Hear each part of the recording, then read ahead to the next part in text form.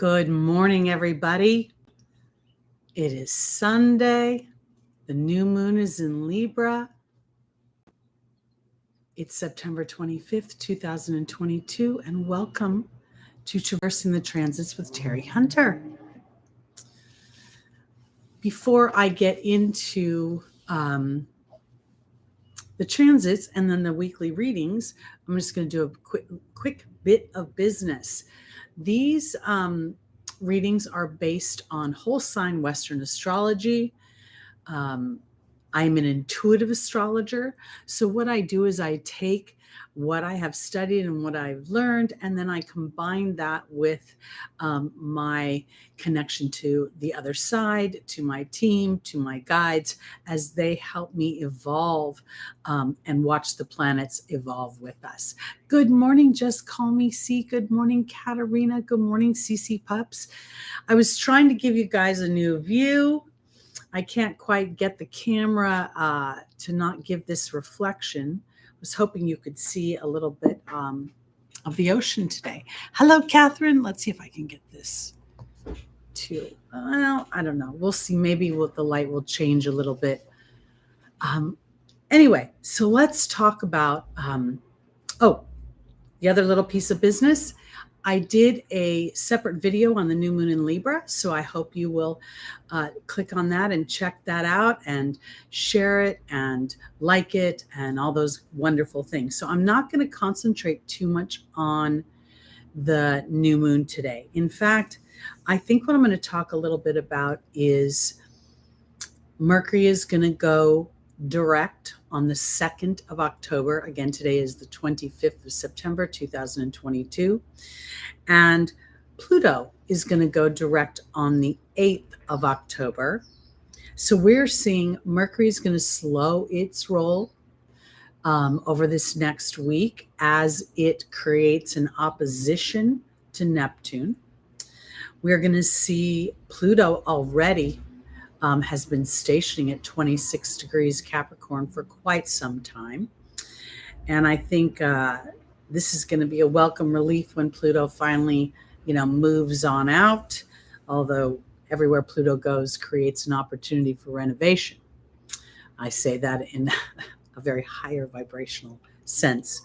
We're also going to see Saturn going direct towards the end of October. So Saturn will start to slow its roll, and that is going to accentuate the fourth and final square that Uranus and Saturn will have before they don't meet again until 2043. So between the 1st of October and the 12th, I think you're going to feel that influence quite a bit. So I want to offer it this way, because today's new moon in Libra, the sign of cooperation, the sign of balance, the sign of harmony, the sign of both professional and personal partnerships and compromise is, I just lost is at 2 degrees. This is what I wanted, the other thing I wanted to say. This is interesting to me because when I was doing my homework for the various videos, like the October video, this is on my North Node, South Node axis. So Jupiter is at 3 degrees Aries, making an opposition to the new moon. So there's going to be this emotional response to how much we're expanding, to new beliefs that we're implementing. And when I look at the axis of the Aries Libra axis, we're talking about the me and the we and the sense and the balance of both things. So I think this is important to look at because this is at 2 degrees. So here we see this theme of twos, of compromise, and yet at the same time starting to differentiate Jupiter's influence as to what compromise really is, because the human is predisposed and trained to acquiesce something in the name of compromise. And I think this is where the Saturn-Uranus square that has been This is the fourth time that they're going to be meeting, which I think is interesting because 4 is a square. So this is really an opportunity to look where we've corralled ourselves in and where we can use that square as a foundation to build upon. Because I feel like with Pluto going direct on the 8th, Pluto's been offering this opportunity to dig deeper and deeper and deeper into our psychological needs, wants, and motivations. And if they've been diminishing us in a long-term dynamic, then Pluto has been blowing it up. And this is going to be mirrored in this square between Saturn and Uranus. I kind of feel like my personal experience has been that each time I've walked through this, the first time I walked through this square a few years ago, I was not conscious of, I wasn't as aware of the immediate and dramatic effect the stars have on my energetic being. And now walking through this at the fourth time, I feel like I'm empowered, but I'm empowered because I'm willing to go through whatever Uranus does that I don't expect, that's going to liberate me and may make me feel a little nervous. I'm willing to see where Saturn isn't just wanting to hold my feet to the fire and depress me, but rather empower me through my willingness to be tenacious at a time when my physical senses cannot see how this is going to play out. When I don't know from a physical perspective where all the chess pieces are and how they are sitting on the board. I feel like the more I study astrology and I study the teachings of Abraham and the divine laws of the universe, the more it makes sense to me that disruption, dis-ease, sitting in a place that's uncomfortable is a level of vibrational evolvement. And sometimes as we evolve to a greater awareness of our co-creation, we inadvertently are no longer aligned to energies that we have become used to in the form of people, places, things, physical dynamics. And this is another interesting thing because the South Node, as it transits through Scorpio, Scorpio is another sign where there's a commingling of some kind, where, it involves other people's money. It involves people moving our money around, inheriting things as a result of transition. So where can we take that South Node and be egoless within our disruption or our fears to inventory our own evolution and then allow ourselves to be empowered by that, to see that to feel is a better way to put it, to feel within our hearts that there is a bigger picture going on than our physical senses or how we have been trained to perceive and to process the human experience. Because more times than not, we are taught to effort. And when we have been inspired to a certain action and we have fulfilled that action, and it is now Spirit's time to open the space, to put the components together, then it is our moment to sit in that trusting and allow the experience to unfold. And this is where I really truly believe that this is where the soul gets its real excitement for being on this planet. I really believe that if you were to be able to, line up a bunch of souls that are on the other side, they would each tell you that we don't come here for the reward. We come here for the journey of the creation of the reward. Through that fear, there is exhilaration. And if you observe your fellow humans, very few take action when they are in a comfortable situation. It is usually through some sort of disruption. So here we go. Mercury, having gone through Libra, now kind of, I believe, I didn't grab my phone with my notes.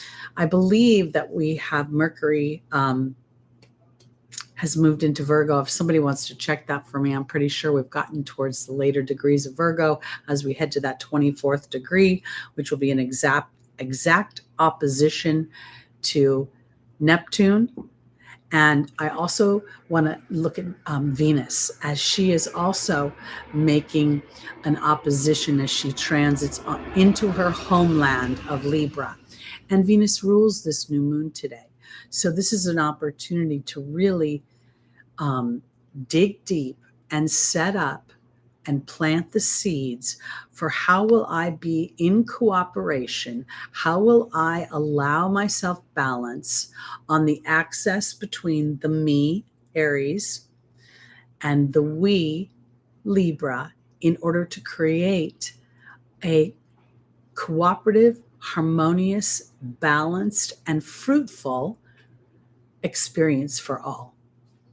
I'm kind of excited in some sort of weird, morbid way as we go into Halloween season here to watch how these planets are going to surprise us, amaze us, and liberate us. And I feel like as each one of us becomes more and more aware of our focused thought, and that the focused thought in and of itself creates a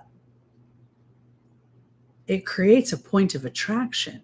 So in our awareness, then we can work in tandem with the higher vibrational experience and therefore create a Libran energy during a disruptive time. Because we're going to have a new moon in Scorpio at the same 2 or very similar 2 degrees. And I feel like this is an incorporation at a deep spiritual level, allowing us to take that Scorpio energy into a super, super spiritual dynamic where we become so aware of our soul's inherent abilities that we really start to integrate the two rather than trying to be one or the other. Meaning, I'm a spiritual person because I meditate and I try to quiet the mind, which is impossible, but rather seeing them two come together. So that's what I want to say about this time. This next week, I'm going to be doing October videos. I'm going to try to do each sign. Again, when I do these mass videos, they're always going to be based on whole sign Western astrology by your rising sign. And I absolutely want you to look at your moon next. I think that is so powerful and important and overlooked, because the moon moves so quickly and the human is by nature trained to fluff off their emotional body. And the emotional body is what the universe responds to, not the lip service we give others. So let's start with our Libras and our tarot card for this week and see where we're going. Oh my goodness, I love this. Is a Venusian energy in some respects. We see the Taurus energy here and the King of Pentacles. So what we're going to see is an opportunity to feel abundant, to feel a sense of all of my worldly needs are being provided for. And oh, Shelley, it's so wonderful to see you in the room today. And welcome everybody else, Stephen and Albatross Pro and Small and Jenny B. Sorry I interrupted the reading. Thank you for being so patient, Libra, with me. This is my birthday month as well, so I'm going to finish up my 63rd solar return. But anyway, all right, so let me offer this, because I really have felt a strong sense of the last few months have been hard, and I've felt a lot of lack. And I've been working very diligently, not hard, but diligently, to be conscious and to apply tools that bring ease into my earthly experience. So I have been meditating a little bit more, but not always meditating in a way of trying to receive information, but rather talking and having conversations just with spirit, posing questions, and allowing inspired action. I want to offer this to Libra as this new moon, as you plant the seeds for Libra, rising moon, sun, and stelliums.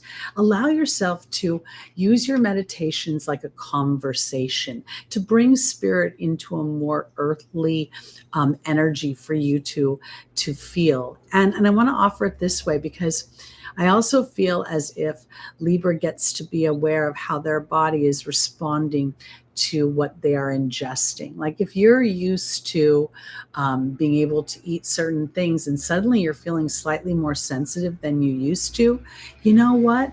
That's okay, because it's an indication that your vibration is actually ascending to a place where your physical body is going to be taking on more of that intuitive soul energy, which is going to allow you to be a more powerful and rapid manifester.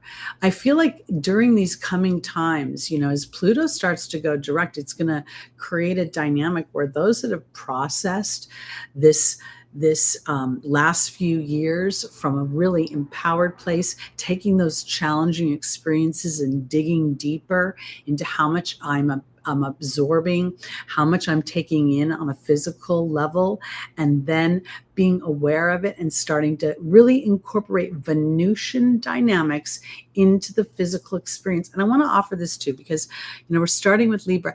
Being a little sweet to yourself this month, getting that massage for your birthday, enjoying that piece of cake, and looking at the vibration of how you are being in the present moment. Because I think these first couple weeks of October are very important, and they're setting up a vibration for how Libra will walk through their own sense of balance. And I want to say it this way, because balance is not the absence of disruption. Balance is the ability and the determination to seek the wisdom within disruption. So I think that Pluto going direct, and I also believe that there's this time, I believe it might be today or tomorrow, Jupiter is super bright in the sky. I believe it's the closest it's been to Earth in a while. So allowing knowing we have this opposition, Jupiter in Aries, again, going retrograde. How am I allowing myself to expand? How am I finding the wisdom of the me within the we? Because I honestly think that unless two people are very mutable, the cardinal signs and the fixed signs need a certain sense of individuality within all we's that they create. So let's go into our reading. Let's see what Spirit has to say about, because the King of Pentacles is a very abundant card. It's a card where we start to see the fruits of our labors come into play. We're also in harvest season when we are in October. All right, I should have started with the angel deck, but oh well. All right, we have the dragon. Now we have the burden card. Then we have the eagle. And then we have the water fairy.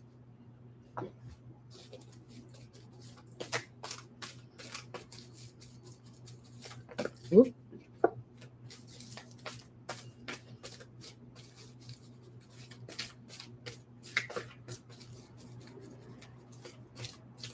Oh, Mars is doing its own business.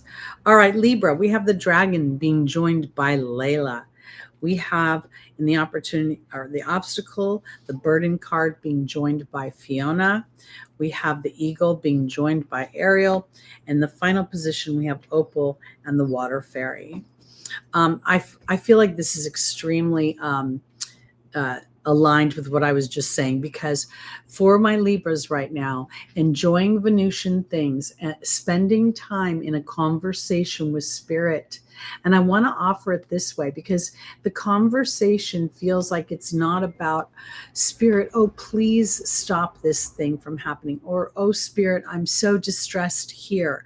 I feel like this is more about engaging Spirit into the signs and the omens and presenting them for you as you remain calm. One of my clients, I haven't seen him in a while, but on Facebook recently, he lost his very young son.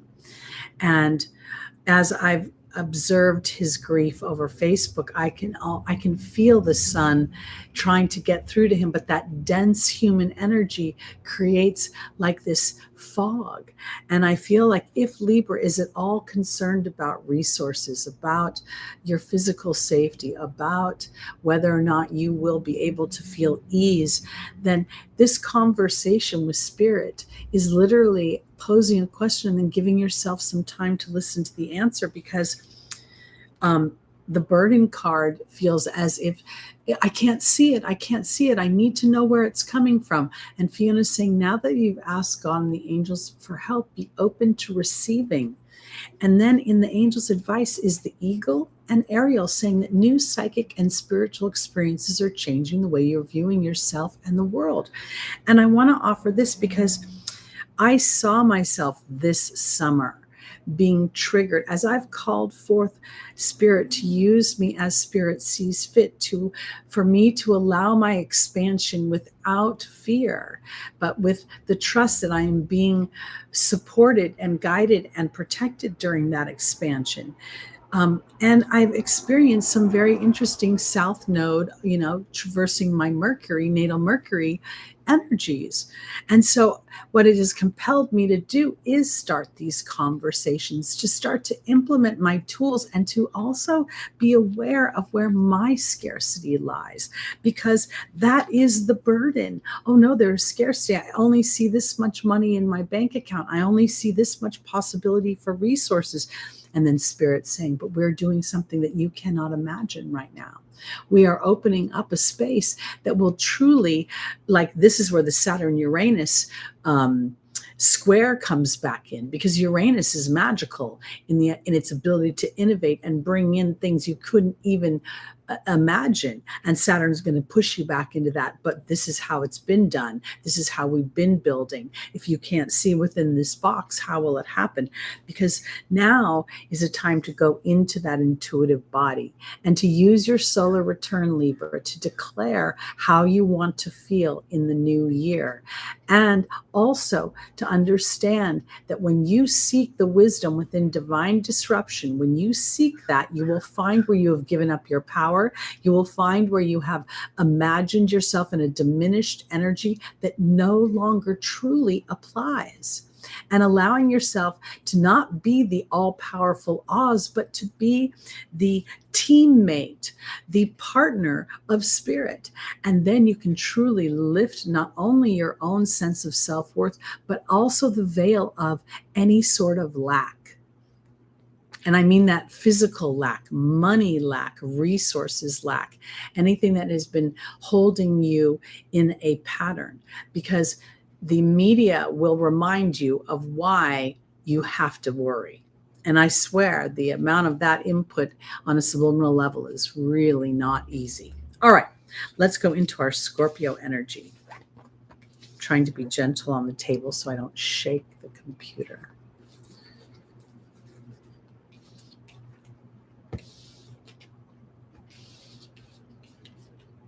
Happy birthday, Tebow. Happy birthday, Dusk. And I want to offer this too, because any of you that are born around, I don't know if you all know where your nodal structure is, but I kind of excited about this new moon because mine is South Node 3 degrees Aries, North Node 3 degrees Libra. Jupiter, even though it's retrograde, is on my South Node. And this new moon is 1 degree away. So I feel as if I'm willing to be egoless on some level, if I'm willing to do the higher vibration of Aries, South Node is the hero, the pioneer, the willing to be impassioned and inspired, and also to use my Martian energy rather than to have it be angry, to transform that into something that's productive. Powerful things can happen. So, all right, Scorpio, your tarot card is the Hierophant. This is really fabulous. This represents Jupiter in some respects. Also, some people say Taurus. There's little bullheads on it. But I want to offer it this way because right now we're talking about a belief system. We're talking about this new moon making an opposition to Jupiter. And Jupiter representing a willingness to go in a new direction, a willingness to experience something I've never experienced before. Scorpio is a fixed sign, and it's a very powerful fixed sign in that Scorpio naturally is the psychologist. It sees beneath the surface. And, that gives a sense of power, because to those who don't dig deep. It can almost seem magical, and it can give this feeling of dominance over another. So I feel as if this new moon is giving Scorpio, with the South Node transiting through your house, an opportunity to be egoless. Where am I edging God out in the illusion that I may need others in order to thrive, or I may need even to dominate others? There is a sense of finding a deep spiritual dynamic within Scorpio that supersedes the physical. Scorpio and Pisces both rule the other side. Pisces in the form of the 12th house and ancestors, and then the soul first experiences death in the 8th house and what that does to transform and change the person in the physical experience. So I feel as if for Scorpio, a willingness to dig deep into your beliefs, to look where you potentially have been telling a story that, while it was true at some point, does it serve where you want to go, or are you continuing to kick in the law of attraction and the divine universal laws because you're annoyed? That's the way I want to put it, because there is the potential to feel annoyed and a repetitive energy. Mercury retrogrades bring old things back. And the South Node by nature has a toxic energy, where this is where we release toxicity. Scorpio by nature is where toxicity is also underneath the surface. So let's look and see where we're going with this. Where can we allow our beliefs to expand? And this isn't about being right or wrong. It's not about assigning a blame to something, but just asking yourself, does this energy still serve what I believe today and what I believe about myself, what I deserve in the way of love? Partnership, Libra, new moon.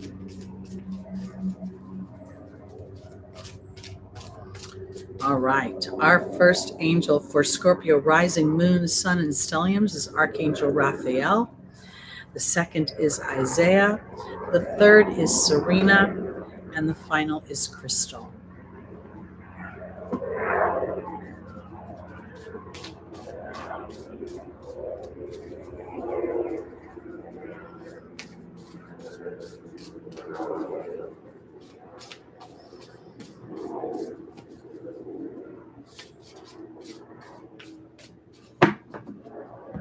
Archangel Raphael, Scorpio, is being joined by the Water Fairy. Isaiah is being joined by the Focus card. Serena is being joined by the Lady of the Lake. And Crystal is being joined by the Bee.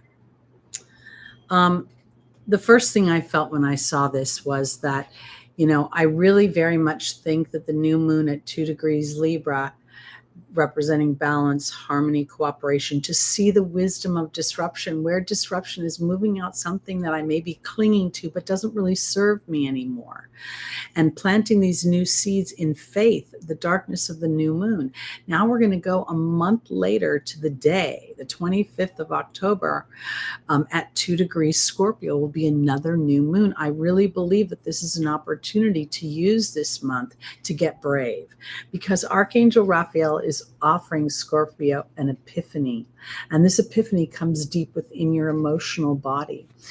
And I want to offer it this way, because I don't think this is about necessarily a genre, but rather a deep belief that you've harbored for a while. And I want to offer it this way, because sometimes we may emote and feel things for people, and we think if we love them enough, if we provide enough for them, we're going to start to get a reciprocal energy, and that is not always the case. And so I feel like this is really a moment for Scorpio to be brave within their own belief system, and if there is something that they have known that has sat underneath the surface, this is an opportunity to give life to a new beginning. And I want to offer it this way, because Scorpio in the fixedness will tend to either, be rather extreme. I'll stay or I'll go. I love you or I hate you. It's yes or it's no. And I feel like this is an opportunity to truly start to give life to a new empowered version of what you want to experience, and then to start to see how willing you are to allow that new beginning to gestate. here we are in a new moon. And I did a separate video on the new moon, so you can check that out. But again, on a Sunday, here we go. And this is teeing up, Scorpio, for the next month to really see where your focus is. Because if you are in an angry energy, or you're in an energy that is focused on the problem, then this is a moment to really get real and understand a deeper truth is I have no power maybe in this moment, at this time, in this situation. And serenity in some respects is going to give me an opportunity to get real, to dig deep into how am I emotionally aligning to an old story. And this is an opportunity to evolve, because Crystal is saying have faith and hope. There's more on the horizon. And there is the being energy. There is the victory as I'm aware of my attitudes, as I'm willing to dig deeper into my own belief system. And does making myself a victim, or does making myself dominant in a situation serve me? Or is there somewhere I can find, Libra, some balance within all of this? I really think that this Mercury retrograde, we talk about emails and communications and everyday activities, but it rules our mind, Mercury, and it's very powerful within that, because our mind truly dictates, how we take our actions, and our mind is representative of our emotions. So we've had an opportunity to review, and as we go into this week, with this new moon, we have an opportunity to plant seeds that say, I'm willing to be brave, because if I'm participating in some way, or if I am slowing down the process, or if I am putting a cog in the wheel, thank you, Spirit, for illuminating that, so I may stand in the deeper knowing of what Scorpio truly represents, which is an amazingly intuitive energy. It also represents the occult. So there is a part of you that gets to really practice your own spirituality as you allow for the baton pass. You allow for Spirit to say, the time is not right. Let me inspire someone over here to make a phone call to someone over here, that then I will inspire you to make a phone call that will create a fruitful dynamic for all. We're always on the win-win. That's how we truly manifest. So let's go into our Sagittarius energy. For those of you that may be new to my broadcast, I try to start each month now with the birthday month. So I started at Libra. I look at, this goes by rising, then moon, sun, and stelliums, of course, are very powerful. That's 3 or more personal planets in one sign or house. I don't really go with the outer planets because they're so generational. All right, let's look at Sagittarius. 5 of Swords. This is not the easiest energy. This is an energy, really, the first word that comes to mind is a contempt. There is a feeling of I win, you lose here, and I don't like you, and these characters are turning their back on this person. And so there's a lot of tension within this energy. So let's see where Sagittarius might be feeling this energy.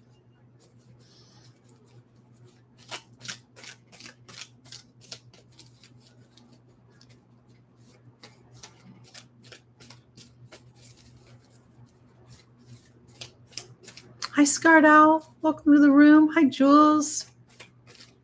You said hi to Shelly. Hi, CJD. Hi, Agent Poole. All right. Sagittarius, where is this challenging 5 of Sword energy coming? Our first angel is Layla. The second is Desiree. The third is Adriana. And the final is Shanti. This week we have Mercury as it goes retrograde up to 24 degrees Virgo. That's where it's going to sit before it actually moves forward. This is going to create a direct opposition with Neptune. And Neptune's more challenging energies are deceit, conspiracy, a little bit of lies, people being, a little like bleh. So there may be something going on. Hold on. Layla is being joined by the Wind Fairy. Desiree is being joined by the High Priestess. Adriana is being joined by the Restriction card. And Shanti's being joined by the Swan.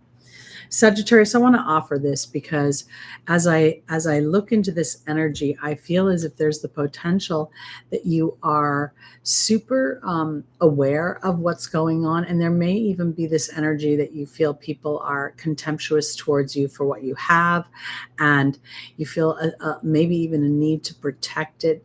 The swords are always going to represent thought. They're going to represent the air element, and then we have this mirrored here with Layla and the wind fairy. And I personally have noticed a lot of anger and a lot of passive aggressive energy. And my Aries rising sometimes wants to just take that on and address it directly. And the Libra in me and the Mercury retrograde has given me the wherewithal to actually maybe be a little bit smarter than my opponents in with my mind, and allow my opponents to give themselves enough rope to hang themselves, because Sagittarius, the high priestess, is here, and there's Desiree. And if you have a contemptuous situation, and we know Mars is going through Gemini, we know that there can be a more aggressive energy in the neighborhood with my teammates, my workmates, my cousins, my siblings, in my everyday environment, on my roadways, because this intuitive knowing is saying that you're aware that situations are not favorable right now. So allow yourself to sit in a patient energy. Allow Adriana to lead you. Allow for this restriction. This is a baton pass. I want to offer it this way because I don't know if I told you recently, my window shade broke. Well, it's not so recently now. It's probably a month ago. And the maintenance guy has taken a month to take a picture of it and then to text that picture to the window guy. Well, the window guy, now it's been a week and I haven't heard anything. And there's a part of me that wants to take that again, go into the situation, bring in the facts, tell everybody how this is not working properly.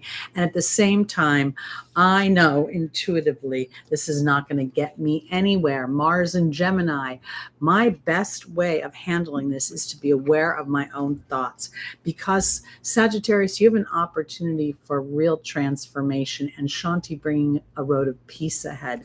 And if this is in the work environment where there's a feeling of contempt or a feeling of a little bit of backstabbing, people talking crap about you, or even if you're the one talking, you might want to watch who you're talking to so they don't stab you in the back, because there's something about holding back and keeping information to yourself that makes you feel like a wise little Yoda at the end of this week, as if you are actually smarter than your opponents, and it is going to give you a sense of empowerment.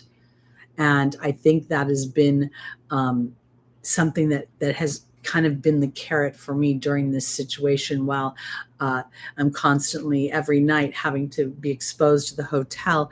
I keep thinking to myself, there's a bigger wisdom, and these dynamics in the stars are offering me an opportunity to implement a bigger wisdom that may not be seen in the physical or with the eyes right now. And in doing so, I start to pave a much smoother and more harmonious road ahead for me. All right, let's go on to our Capricorns, rising moon, sun, and stelliums.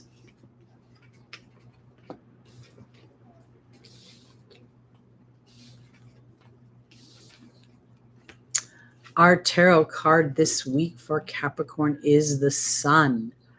And this is a very warm energy. This is a very nurturing, fun energy. And I say nurturing because there is a feeling of things growing. There's a feeling of in many respects, when we look in this picture, the sunflowers are ready to be harvested. And I thought, the first thing I thought was that Capricorn is actually starting to understand vulnerability, understand balance more, understand, Capricorn's ruling planet, Saturn, is exalted in Libra. And at the same time, the two signs square each other. Isn't that interesting?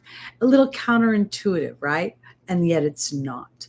Because the squares, to me, while they create tension, there's something about the implementation of the new and with the old in order to create something more powerful. So I feel like this is an opportunity for Capricorn to be vulnerable to their own evolution and their own balance as Spirit starts to bring forth some sort of harvest. Let's look and see what's coming, because the Pluto transit will change so many of us in so many ways. And Pluto, I really don't think wants to tank us. I don't think Pluto wants to hurt us. I think Pluto's trying to remove the toxicity, and inadvertently a human will feel attached to the familiar, whether it is toxic or whether it's healthy.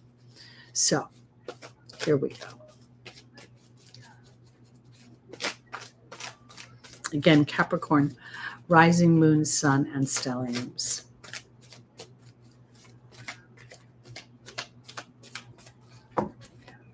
Our first angel is Ray. The second is Grace and Antoinette. The third is Serena. And the final is Isaiah. The law of attraction is such a popular catchphrase associated with, obviously, the teachings of Abraham and Esther Hicks. And yet, the law of attraction is only as yummy and fun as the law of allowing, and our awareness of that, because we attract all day long, whether we know it or not. You know, the most conscious person gets into traffic and is in a hurry and will inadvertently concentrate on the traffic blocking their path, and they will inadvertently create the red light, the person who gets in front of them that doesn't move, blah, blah, blah, blah, blah. So I think we're going somewhere here, Capricorn, with rewriting the structure of your life, letting that Uranus square that you've been experiencing and Pluto's transit through your house really start to implement things. Okay, Ray is being joined by the Queen. There's the reception card. All right, Grace and Antoinette is being joined by the Spider. Serena is being joined by the Focus card, and Isaiah is being joined by the Burden card. Old habits are not easily changed. So here we have, Capricorn, the vulnerability that you get to experience and leadership. This is the sign of Leo. Your heart's desire, what you want to experience. Now it's time to start to really connect with Spirit, as Ray indicates, and practice receiving. Practice the tenacity that Capricorn can display in its willingness to see where you start to want to overmanage things. You want to start to get out your toolbox and build, and Spirit saying, wait a minute, the things aren't in place yet. It's not time yet. Now is a time to continue to stay the course of your thoughts are things, and to further deepen and root in meaning to root within your own personal experience the balance of divine disruption and how that leads to harmony. Because the network you seek, Capricorn, this is a Grace and Antoinette asking you to have compassion as Spirit continues to build, and that network that will be so much more permanent once it comes into play, and so much more aligned to what you really want to experience in the way of enjoyment, integrated with the hard work that you enjoy, that you like to see, you like to get out your toolbox, you like to build. But this does not necessarily have to be about building structures you don't enjoy, because Spirit is now saying your job is to focus on serenity, to allow the law of allowing. You are in a receptive energy now. This is for you to receive, to know that everything will come to you. And it's not easy, but it is something that is lined up. And this is what Pluto's been doing. And this is why, as Pluto stations to go direct at that 26 degrees it's been hanging out at, is giving you an opportunity to really see where your focused thought becomes burdened, because you're thinking you have to do everything. And this is a time to give birth to the idea that you're being protected as things gestate once again. So Capricorn, I want to offer this to you.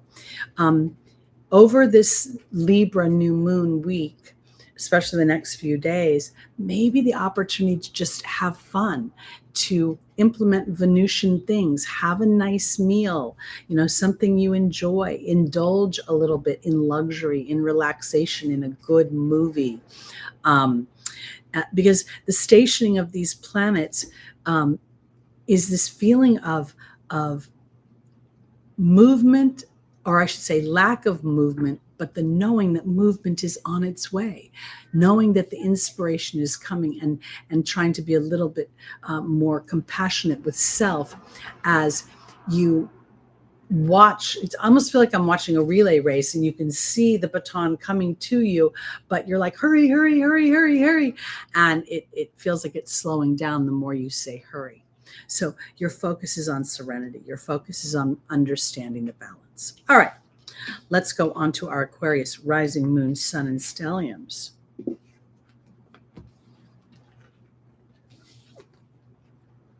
It's hard for me to see the chat from my position. My glasses are just such where I can't really see anything that isn't right here in front of my face. So I apologize for my lack of interaction. All right, Aquarius, here's the High Priestess. It's a 2. It's the second energy that the Fool meets on its hero's journey. And this in some ways is the duality between the earth plane and the non-physical. And I feel like the 2, when I see this, I can't help but see this sphere, right over her third eye, the crescent moon here. This feels very much like it's playing to the idea of the emotional body, the moon. The new moon is the darkest phase of the moon, where everything is based on senses, because I can't quite see as clearly as I do during a full moon. So this is an opportunity for Aquarius to go into a place of that connection to the things that you cannot see, to the idea that there is fruit that is growing around you, and yet your job may potentially be to hold this space. So let's see. Let's see where this, because Saturn is traversing through your house and then making that square. So, I have to tell you, Saturn was sitting on my Chiron for the longest time, and now it's only a few degrees away. But boy, what a difference a few degrees makes. Oy. And I want to emphasize that these transits are not happening to us. I believe the soul has agreed to walk through these transits the way it agrees to go on a hike with its friends in the Sierras, or to go out to Joshua Tree and experience the desert, or go to the ocean. There are different landscapes offering different opportunities for awareness, to understand the divine disruption, offers harmony and peace, and the vice versa. So let's see. Aquarius, our first angel is Grace and Antoinette. The second is Aurora. The third is Maya. And the final is Archangel Gabriel. We've had like 6 planets retrograde. They're all about to go forward over the end of the year. And this is really an opportunity to look and review and to take inventory of what has been accomplished, of the shifts in the mind, and then to give grace for the idea that there is no complete shift, meaning you will never really truly release anything in this lifetime. As long as your brain is working, you will have a memory of it. How you process that memory and the energetic and emotional dynamic attached to it is what's going to shift. So that's what I think Mercury has given us. And Mercury is going to go retrograde one more time towards the end of the year. I don't have the dates on me right now, but it's coming up. Grace and Antoinette is being joined by the novice, Aquarius, rising, moon, sun, and stelliums. Aurora is being joined by the fire fairy. Maya is being joined by the restriction card. And Archangel Gabriel is being joined by the Grail Knight. All right. I want to offer it this way because Aquarius is such an entrepreneurial spirit. As I've studied astrology, and I look back on some of my older friends, meaning the ones that have known me the longest, it's funny to see how they're now knowing so-and-so is an Aquarius and that person ended up being an entrepreneur, and knowing that this person is a Pisces rising and they ended up really more into their partnership and finding value there. It's just been interesting because Aquarius, I think this is a very, very powerful energy when we come to the High Priestess. There's something about incorporating the inner. It almost feels a little like the High Priestess is representing a liberation from Uranus being in Taurus and being too much in the physical. So here we have this opportunity to have compassion for self as you start a new beginning. Again, the fixed signs don't start new beginnings easily. They like a certain rhythm of what they know. So this unstable new beginning is really going into a more intuitive place, or calling forth an intuitive conversation with your guides, to going into, I really believe the human somehow separates spirit from self. And I think that's a big misnomer. We are all here together. We are both in the physical and spiritual at the same time. And as we integrate those two things, we become more powerful manifestors.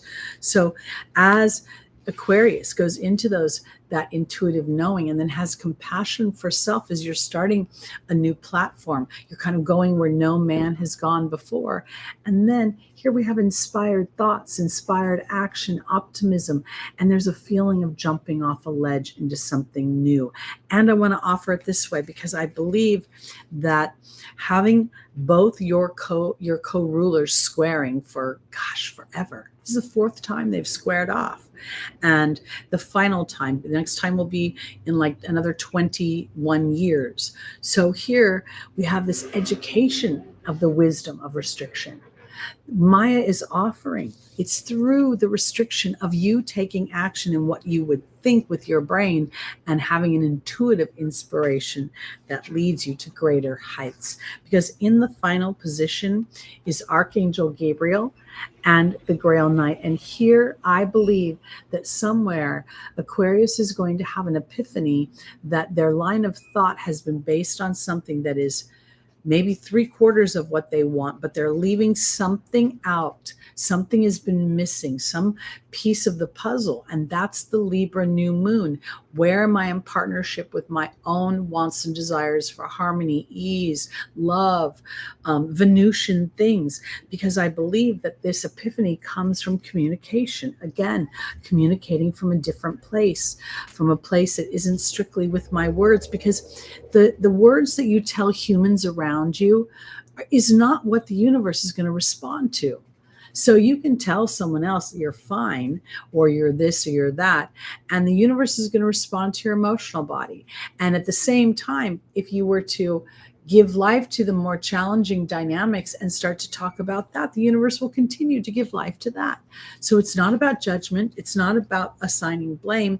It's just an awareness and a certain compassion for self as you start something new, as you see yourself vacillate, and then give yourself grace for that vacillation.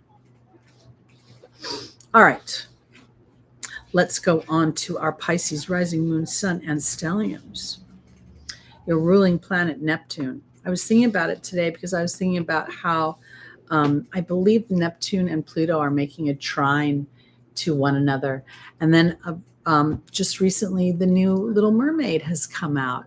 And Pluto rules dark things, and Neptune rules fantasy and movies and film. And now we have a new Little Mermaid, and she's so beautiful. I'm so excited. Okay, let's go on to, let's see what this is. All right, my Pisces. This is a very, very spiritual energy.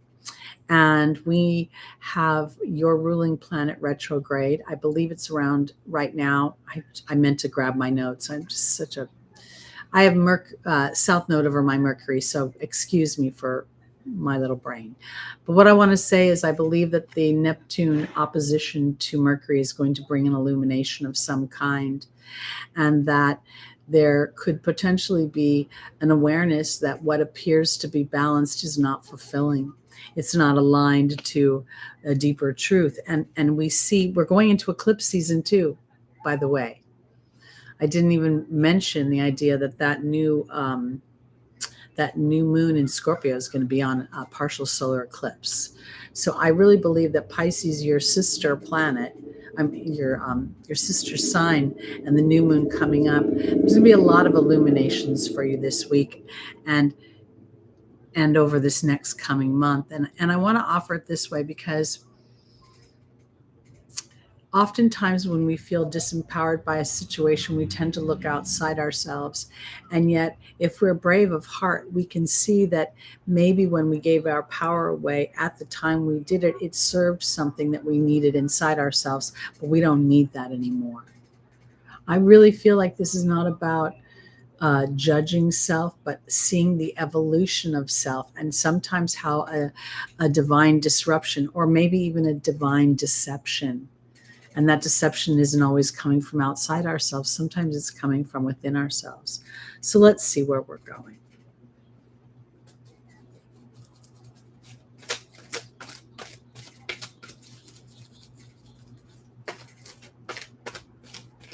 Again, we're on Pisces, rising moon, sun, and stellium. Are you a manifester, Stephen? A manifester. I feel that. I do too. I love all the Disney movies. I got to tell you, whenever there's nothing on TV on Saturday night, I just go to Freedom Channel and watch Brave or Tangled, or I watched Beauty and the Beast again last night. I don't know why I do it. I believe in magic, to be honest. I really do. Okay, Pisces. Our first angel is Isaiah, new beginnings. The second is Omega, victory. The third is Aurora. And the final is Francesca.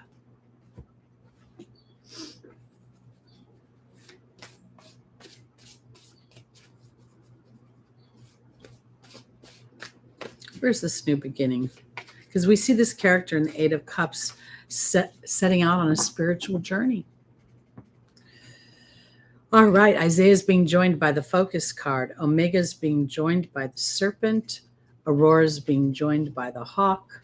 And Francesca is being joined by the Owl. This is super powerful. All right, so I want to offer this to my Pisces because, Pisces is the one sign that really doesn't have any protective coating. It has its yin and its yang, its partnership with its fellow fish. But if there's danger, all they have is their little fins to swim away. So I feel as if when I'm looking at this Eight of Cups, Pisces is taking this sun-moon conjunction, is trying to plant the seeds for a new beginning, being more aware of their focus. Again, our focus is where our emotional body starts. We feel bad about something, then we start to focus in on how we feel bad about it, and then we start to think more about it, and then we start to talk about it, and then we start to experience more of it. So here we start a new gestational period of starting to trust spirit, and rather than trying to be perfect in our focus, we realize that it is a journey of tenacity. It's a journey of surrender. It's a journey of sometimes inventory, meaning, you know what? I'm not perfect, but I'm a hell of a lot more aware than I was, because as you see yourself with more spiritual knowledge, that you have more tools in the shed, you become more victorious in these moments, manifesting an empowered experience versus a disempowered experience. Because the key to how you will inspire others and yourself is because you start to look up. You've started to rise above a situation and to ask yourself, if indeed, how am I a co-creator in this moment? And this is where I think the owl and the hawk are two sides of the same energy. The owl representing the nighttime version, the sight through a night, and then the hawk representing the sight through the day. And now I'm able to see that I was trained to be a negative person, or I was trained to focus in a certain way, or I was trained to feel impoverished. And now I can see the duality of it and then gently allow myself this journey of new alignment, new focus, from the time I can remember, my mother would say, You don't get to have a birthday because I can't afford it. You can't have this because, I can't do that. And so a lot of my upbringing was focused on being a pain in the ass because I cost too much. And if they didn't come right out and say it, they intimated it. Everything was always a struggle financially. So that leaves an impression. So I feel as if when we're looking at Pisces right now, whatever impression has been put upon you, you mutable sign, you have an opportunity to be patient with yourself as you realize the focus, the self-deception.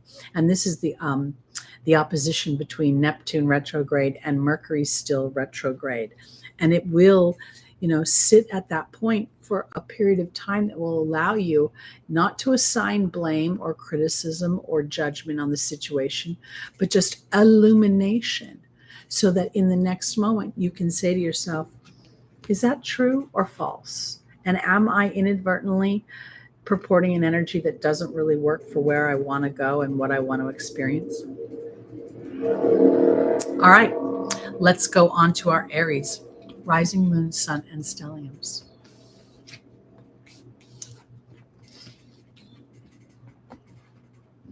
Where's our Lucy Rose, I wonder? Sending love out to her wherever she might be. Kind of get used to some people in the room. All righty. Did I say good morning to you, Small?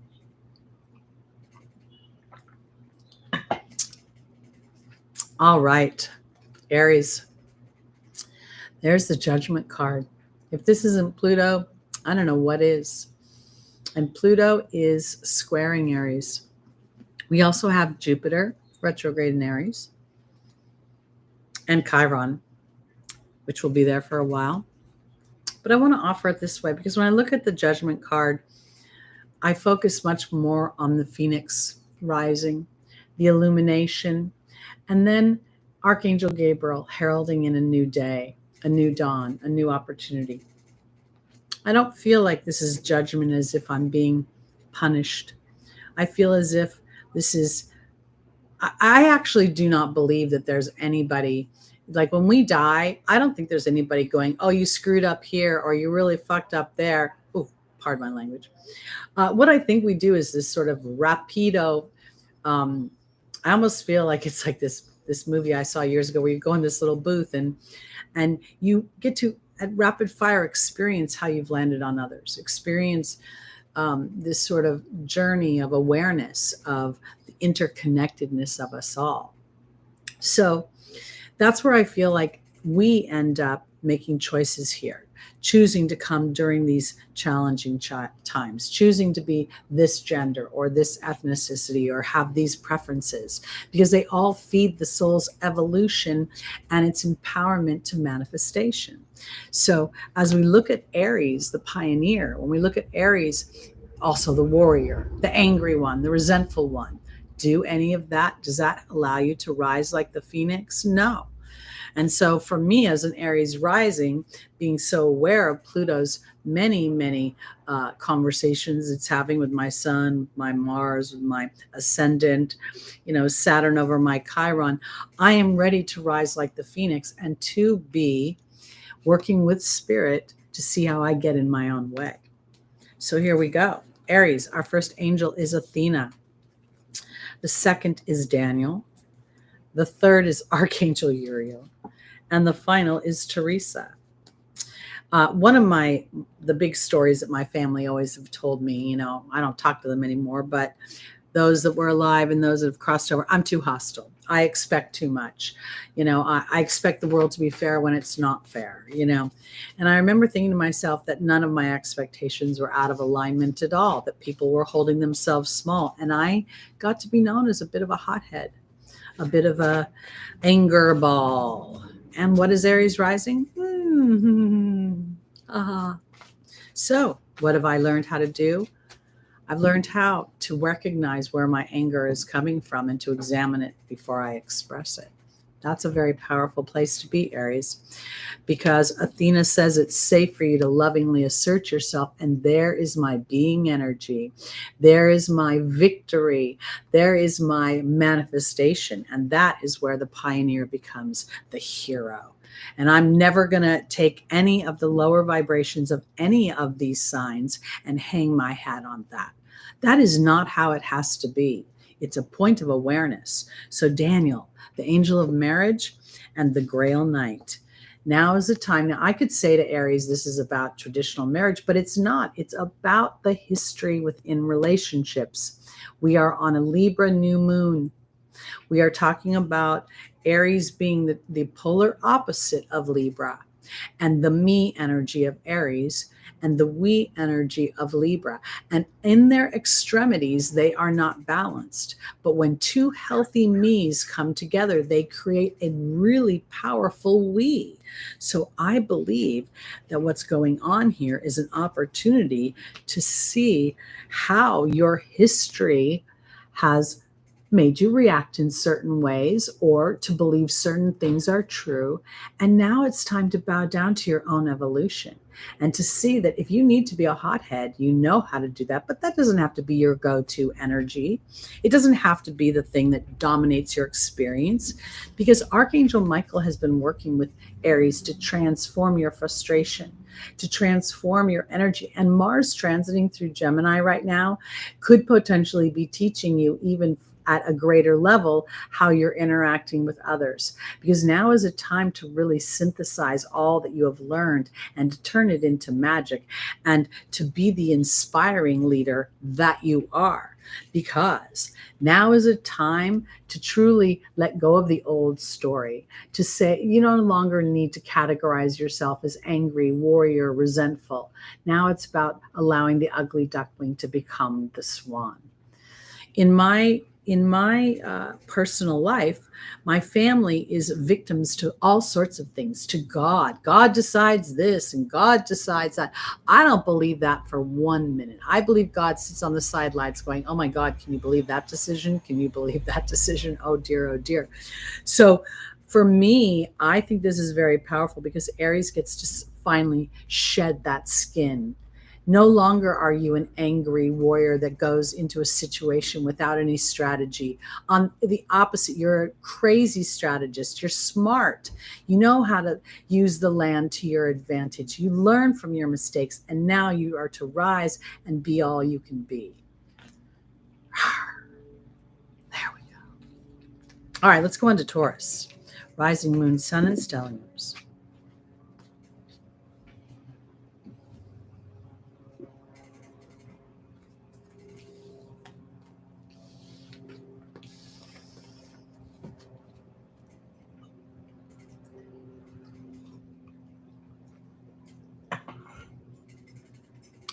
Thank you, Jenny B. It is quite a combo, I would say. All right, that Aries sun, Libra moon. Okay, Taurus. We have the Six of Wands, victory.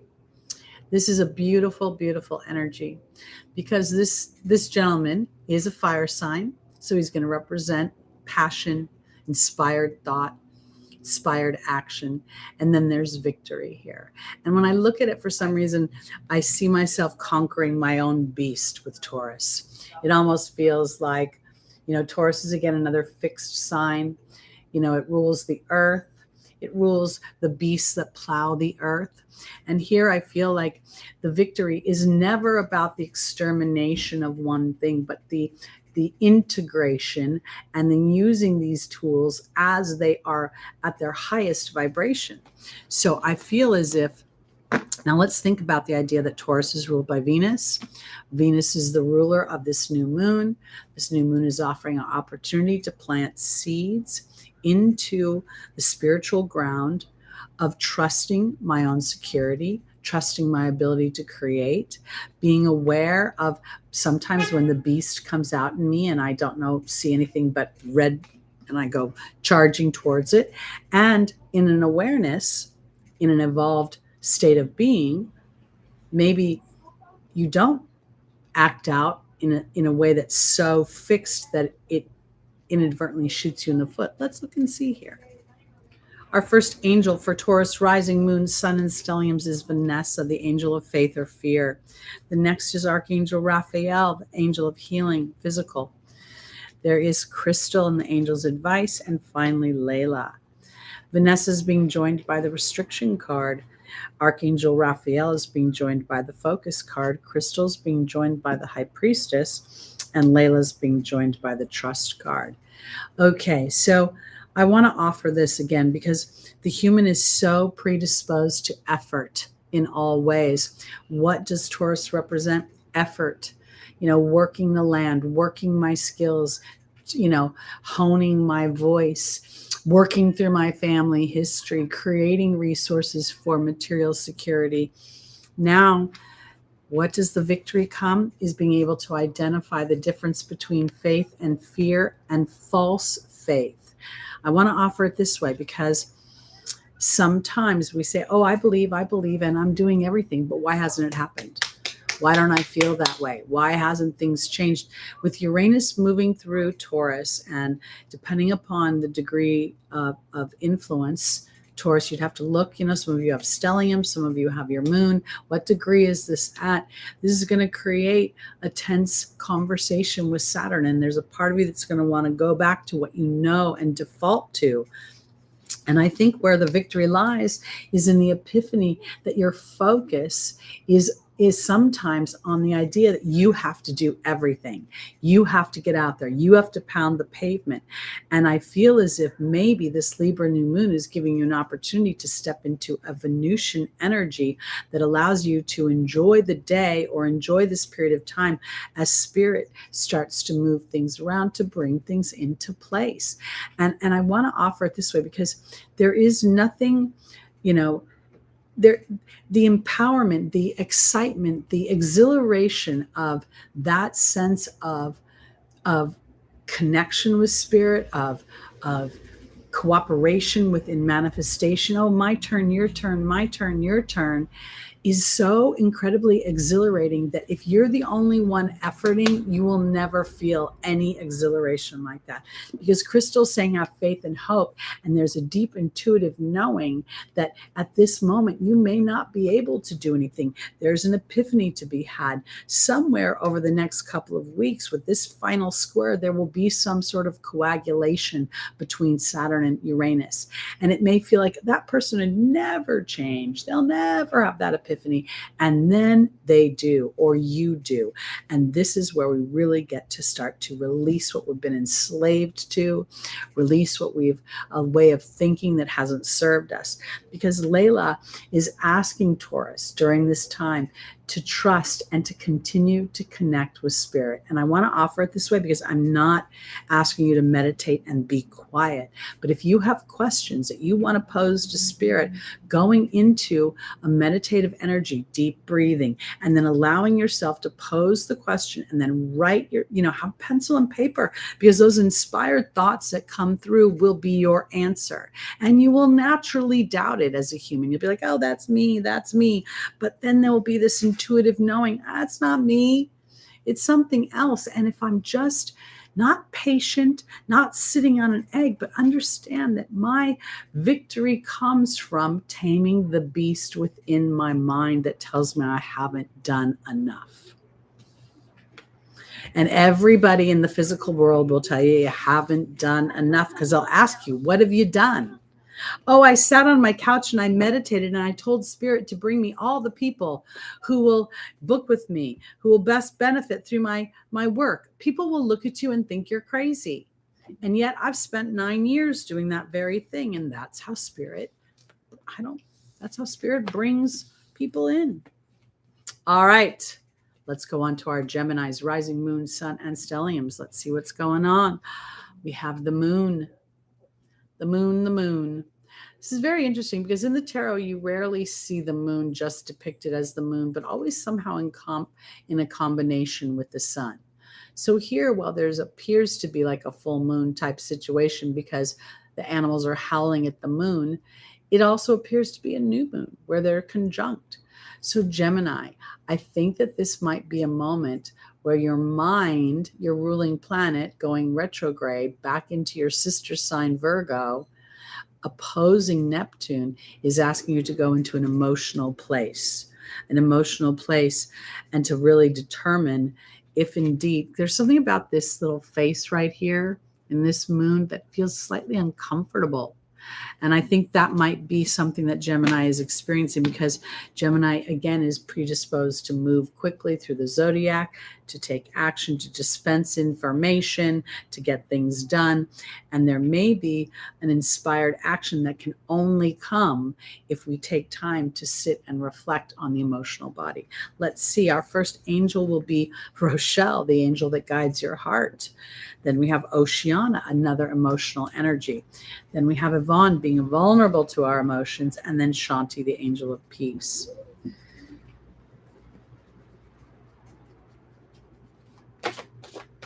This feels almost difficult, this energy, as if Gemini's like, no, let me move. I'm tired of going backwards, my planet going backwards. I want to move forward. And yet I feel as if the moon is representing Rochelle, saying, let's establish what you really want. And let's see where we're going with this, because Rochelle's being joined by the serpent, Oceana's being joined by the wealth card, Yvonne is being joined by the forgiveness card, and Shanti's being joined by the joy card. All right, let me offer you this, because this is where we can take Mars transiting through your house and really be aware of whether you want to act on frustration and anger, or whether you want to let some air out so that spirit can illuminate. Because I believe that part of the duality of Gemini is to be able to really acknowledge their mind and say, but am I giving the same airtime to my heart? Because when you start to identify, I don't even think this is a healing or a shedding of a skin, but have you given enough time to go into your heart chakra, into your emotional body, into the place that is unclear? The unclearness comes from not knowing, how will that happen? How? And there it is. Oceana keeps saying, keep going back to how it feels. Keep going back to how it feels. And there's the wealth card. This is not money. This is harmonious wealth. That's a deeper trust that everything you need will be provided for. That if you stand in just an energetic vibration that says, you know what? I matter, my time matters, money matters, everything matters. And I don't know how I'm going to get there right now, Spirit. So I'm just going to focus on the idea that I am abundant in my reception. Because in this moment, being vulnerable to your heart and what you know your heart wants to experience, all over the map, there's a reconciliation to be had. And I want to offer it this way. That reconciliation is the triumph over the experience of your mind dominating over your heart. Because as your heart gets a little room, a little air to breathe, a little opportunity to take the lead. Okay, because I want to say it this way, Gemini, I feel like you may think you let your heart take the lead, but then your head jumps into action of some kind. And then your heart's like, oh, not my turn again. And it's just waiting for it to be your turn, because Shanti is offering you more peace. And that peace comes from no more jumping back and forth in your head. And there's the joy card. And the joy card comes from actually following your heart. So let's just break this down into one practical dynamic. Gemini, if you have floors to clean, lawns to mow, laundry to do it tomorrow. Let yourself relax. Do what's fun to you. Let yourself follow your heart today. Let yourself replenish yourself, because you may inadvertently find more energy, more excitement for the tasks at hand as this week comes. And I also feel like the Martian energy that is ramping up in your sign will become more hero and brave versus pissed off and angry about the obligations that are required of you. So I think this is a really pivotal time for implementing peace and joy, and seeing the wisdom of the balance of that. All right, let's go on to our Cancers. Rising moon, sun, and stelliums. Did we just go to the movie Hocus Pocus or something? I just see bippity boppity boo. And I think that's actually Cinderella, bippity boppity boo. Me calling you out small? No, no, no. I would never, never, never. Okay, here we go. Cancer. Look at this. You know, this is such a wonderful energy, the Nine of Pentacles, because this is really a woman, an energy that is starting to reap the benefit of her slow, arduous, see the little snail right here, as Pluto's opposed you since 2008, you've had to look deeper and deeper into your own quote unquote demons, the things that scare you, the things you feel out of control about. And if we think about where Cancer sits in the zodiac, it naturally, like literally holds the whole zodiac up. It represents our homeland. It represents patriotism. It represents a deep sense of connection to our history, our DNA, our stories, what makes us who we are. And I feel like this is a real wonderful opportunity to use Pluto's energies at its highest vibration. So here, our first angel for our Cancer rising moon, sun and stelliums is Maya. The second is Layla. The third is Crystal. And the final is Astera.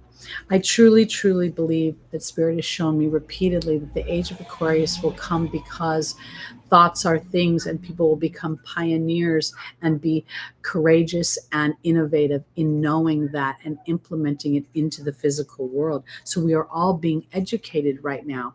I believe that there is this huge blanket of fear that has been eclipsing us because we are meant to really start to discern from a different place what that fear is and if it is indeed real or not. So this is part of the conquering of the demons. So we have Maya and the restriction card. We have Layla and the trust card. We have Crystal and the mystery card. And we have Astera and the disruption card. All right. So this is what I want to say about this new moon. And its respect to Cancer because it squares Cancer, okay? So this is where I want to take this Nine of Pentacles, is very high vibrational energy of the self-made person, not only in the physical world with their resources, but also in the emotional world, as they have seen that we don't want to remove or release some of our challenges, but rather seek the wisdom within them so they empower us. So there is a moment right now where you're being put on a pause so that you can really integrate and deepen your connection to Spirit, so you understand the energetic ebb and flow of your connection and your trust to Spirit. Okay, the 47 reduces down to an 11, which is the master number of thought. And here we have the conversation to Spirit. Recently, this last year or so, quite a few of my Cancers have been very wanting to cohabitate, engage in relationships, be part of something bigger than just themselves. And while their lips are saying, I'm doing everything, their frustrated energy, I can feel it slowing the roll down. So this is where I believe that there's another level of coming to Cancer, another level of integration of what you cannot see is more powerful than what you can see. And your willingness to speak to Spirit and engage them, to make the choice to trust that I cannot see, because that is the key to the human experience, is choice. There is no real karma. There is no real somebody taking score. That focused thought creates experiences, and those experiences then create more focused thought. So here we have an opportunity to really learn, Cancer, where you've been inadvertently concentrating on a problem. You're being put in a pause because there's something bigger coming. And I bet that Pluto opposition for the late degree Cancers is really going to bring a deep awareness to, if you've wanted something and that something is really not aligned to your happiness, and you keep wanting to make it be aligned because you love so much, now we're going to see a bit of disruption, but it's not to the negative. It's actually to empower you to feel more connected and solid within your experience. All right, let's go on to our Virgos. Our Leos, and then we'll do our Virgos and we'll be done for the day.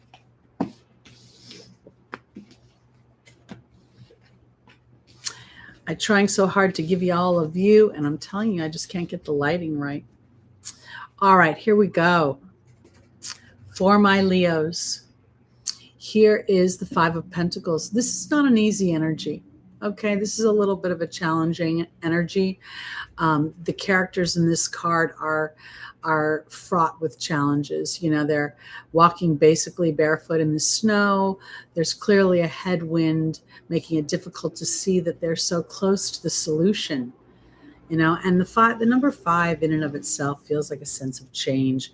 It always feels like a sense of liberation, or a sense of, but not liberation I've asked for. It feels a little bit more like liberation that's been thrust upon me or been pushed upon me. And so you have Saturn opposing you right now. Leo, if you are, you know, around 18, let's say 16 to 20 degrees, you're going to feel this in a tight opposition. It may feel as if outside forces are keeping you from what you want. So let's see what Spirit has to say for Leo. Astera says to reach for your dreams, to reach for the stars with your dreams and desires. Then we have Ray. Then we have Shanti, the angel of peace. And finally, Bethany. Astera is being joined by the love card, the dog. Ray's being joined by the fire fairy. Shanti's being joined by the wind fairy. And Bethany's being joined by the focus card. Okay, I kind of want to put it this way, because if indeed for some reason Leo has experienced some sort of romantic disillusionment or something that has fallen apart, I don't know that we can take everything for face value. I feel as if there is a call to a new opportunity to see things from a more spiritual perception, to look and to see, am I really trying to hold on to something that serves me? Or is there, maybe even, am I trying to let go of something that will serve me? I want to offer it this way because there's a sense of physical ill health with this card. So if you're stressed out, if you're feeling under the weather, I think it's important for there to be a sense of self-care and to, in some ways, open up to a bigger dynamic. We have the dog and we have Astera here. And I want to offer this to my Leos. I don't know that this energy is what you're experiencing, but I definitely think it's what you want and what you need. And I think what Spirit is doing is having you connect with Spirit and start to think of things from an inspired place, that the universe is actually working for you instead of against you, because there could be the potential, dang it, I dropped a card, I'll be right back. Oh, okay. Oh, when I'm in the picture, you can't see the view. Well, I guess I might not have to be in the picture next time. All right, Leo, your mind is working overtime. Your mind is focused on some sort of worry, some sort of feeling of rejection, some sort of worry that love isn't coming, what you love isn't coming. And this opposition to Saturn could very well accentuate that and make it feel like it's not going anywhere. So this is what I want to offer you. Bethany is the card of self-care, and there's the focus card. I very much feel as if during this new moon, set the intentions to start to fuel your physical body with the things that energize it. I feel like this is an opportunity to fuel your mind with things that energize it. I feel like I want to say, go on a media detox. I went to get my Starbucks this morning. I know they're terrible, but I can't help myself. And now they're talking about some tiger mosquito. You know, it got monkeypox, tiger mosquitoes, bird flu, blah, blah. I mean, it's becoming absurd. So I feel as if there could potentially be an opportunity for an epiphany, a revelation, a divine inspiration when you step out of the energy of whatever's happening now that is not working for you. And as you start to go, you know what, maybe there's a bigger wisdom here. My only job right now is to be a bit unconditional. Now, let me explain what unconditional looks like. Unconditional is not the absence of challenging conditions as much as its ability to say, what if these conditions that feel so unfavorable actually serve a bigger purpose, serve an illumination, serve a more unconditional experience? Because this is a time to truly take care of yourself physically, emotionally, mentally, spiritually, and to set the seeds for that harmonious dynamic within your physical experience. That's what I want to say. All right, let's go on to our final sign, Virgo, rising, moon, sun, and stelliums.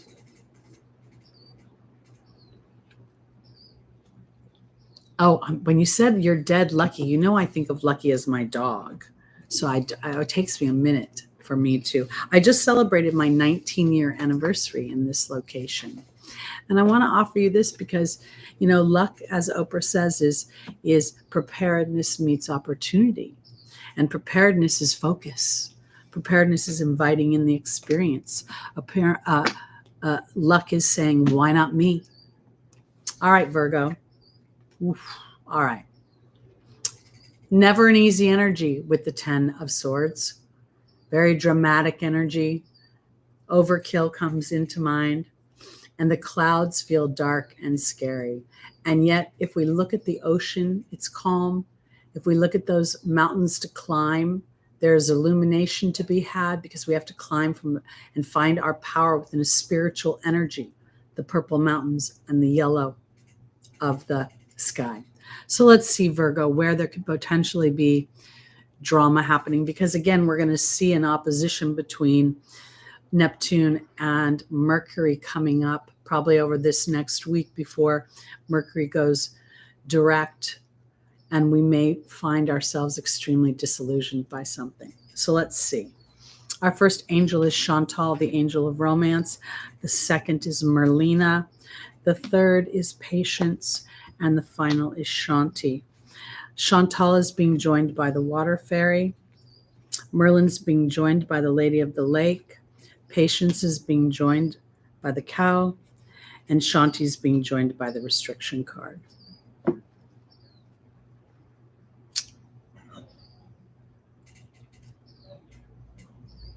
You know, Mercury retrogrades bring back old people, old relationships, stories, old things for review. And it's going through Libra and then into Virgo. And I can't help but think, am I enslaved to a certain way of thinking about myself that keeps bringing the same energy around romantically? Am I bringing in relationships where I have to do most of the heavy lifting, emotionally, physically, financially, spiritually? Because Chantal's the angel of romance, and it talks about old romances. And then there's the water fairy. And it makes me feel as if Virgo wants, in some ways, to feel in cooperation and partnership with another, but I don't want to do the same old story, because Merlina's about confusion, and then there's the lady of the lake. And let me tell you something, a leopard doesn't change their spots. They just fade with age. And so even the most evolved person will still have the template, the imprint, the branding of their story on this planet. Because now the angels are saying, observe if what you're walking through right now is really serving what you want, especially when it comes to feeling nurtured and abundant and plenty of resources. Because right now, this restriction card makes me feel like Spirit's saying, Virgo, slow your roll. You're so used to being dependable. You're so used to being practical. You're so used to the process of things. And are you getting lost in there somewhere? Are you taking care of yourself? Because it's time to, I want to say, allow yourself to stop everything that doesn't bring peace to your mind. And I know we can't quit our jobs and just leave our marriages, but I feel as if there is something going around again, even if it's in a committed relationship or in a committed professional relationship, it's an opportunity for me to observe, am I allowing myself an evolved version as I walk through it? The example I was talking about earlier with the maintenance people, you know, the This guy is just so passive aggressive, and he really kind of gets up my grill. He can, when I'm unconscious, fuel a darker side of my Aries rising.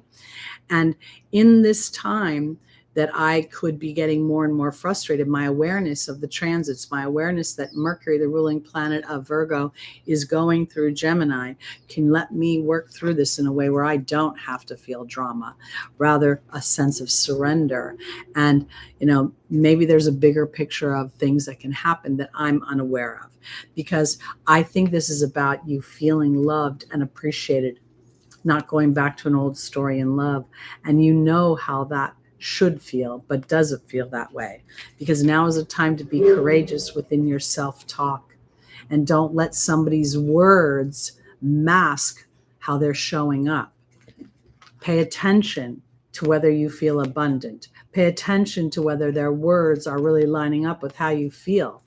My dad, God bless his goddamn soul, pardon my language, but he used to tell me all the time, I love you. I love you. Never once did he just say, I love you. So it always felt like it was coming back on me to say yes to him, to make him feel better. So when he decided to go play golf with his friends and ignore me and not do anything, not support my dreams, not come to my recitals or my voiceover things or anything I did, he was always a love you gotta go guy. And my job was to make him feel better. If you're doing that, Virgo, don't do this to yourself anymore. Allow yourself to feel a sense of peace. Allow yourself, if there's an illumination of some sort of deception, and if it's a self-deception, no need to judge it.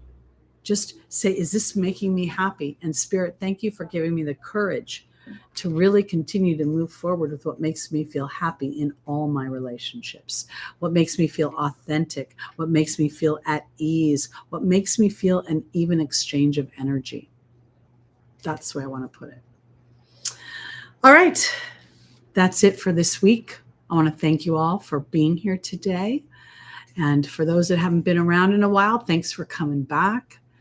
I always enjoy seeing you all. I love our tribe. I love our community. I love the energy we're putting out in the world. So be kind to yourself.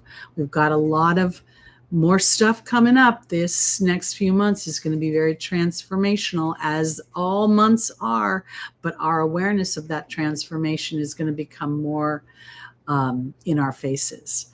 And we have the tools. We just get to practice using them. All right, everybody. Love you. Peace out. I'll see you next week. Same bat time, same bat channel.